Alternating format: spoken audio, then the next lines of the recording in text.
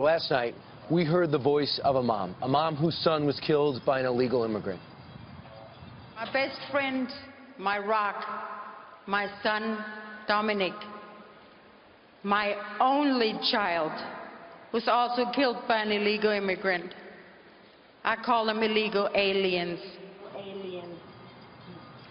That lady, that woman there, Sabine Durden, is a lifelong Democrat. But now, because of Donald Trump's stance on immigration, she's going to be voting Republican this year for the first time ever. And she joins us now. Good morning, Sabine. Good morning, guys. Thanks for having me. Great job last Welcome. night. I was there when you were reading. Not easy to address a stadium like that for the first time. No, I took a deep breath. You did great, Yeah. especially after everything you've been through. Your only son, Dominic. Yes. Tell us about Dominic. What happened to him?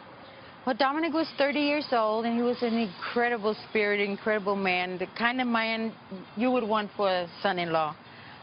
He was on his way to work on his motorcycle to the 911 dispatch center, and as he drove down the street about 2 miles from the house, an illegal alien without a license, without registration, without insurance, drove up the street and turned in front of him and hit him so hard that he threw him into a wall right there on the sidewalk, and he died instantly. This Guatemalan driving was here illegally, and he was not drunk driving for the first time, was he? No, and he was right under the drunk driving limit that day, but he had 2 prior DUIs and received probation each time.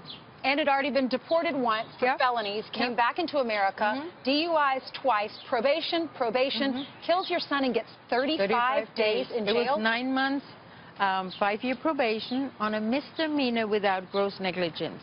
So he's out now. Well, it took us a year and a half to get him deported. We worked hard on that.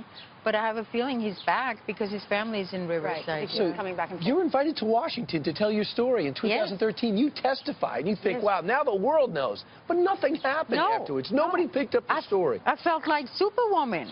And then I walk out and there was nothing, nobody. And nothing's changed. And then I meet new victims. Yeah, you said last night that Donald Trump listens to you. You said he's, quote, your hero and your lifesaver. Yes, Why? he is.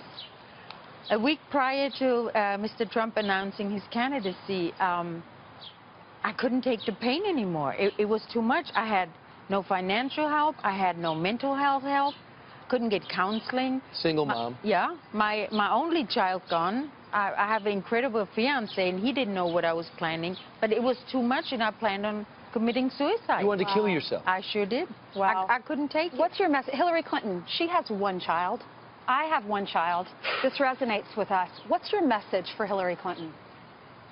Hillary Clinton needs to start worrying about Americans first.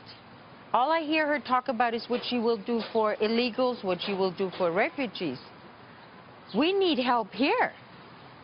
You had millions watch you yesterday. Donald Trump picked up the phone, called you, invited you to speak at the RNC. What was your reaction then? How do you feel now? Well, I almost fainted.